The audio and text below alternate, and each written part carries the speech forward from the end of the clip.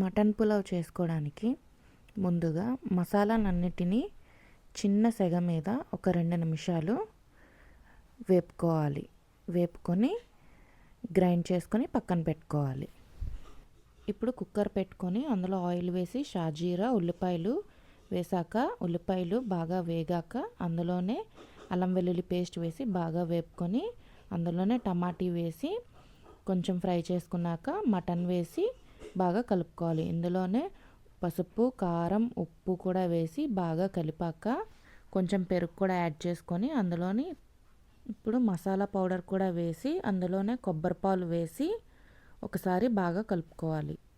మూత పెట్టి 4 విజిల్స్ వచ్చే వరకు ఉడికించుకొని అందులోనే ఇప్పుడు రైస్ వేసుకొని పుదీనా, కొత్తిమీర కూడా వేసుకొని కొంచెం నెయ్యి అలానే గులాబీ రేకులు వేసుకొని మూత పెట్టి ఒక విజిల్ వచ్చే వరకు ఉడికించుకోవాలి.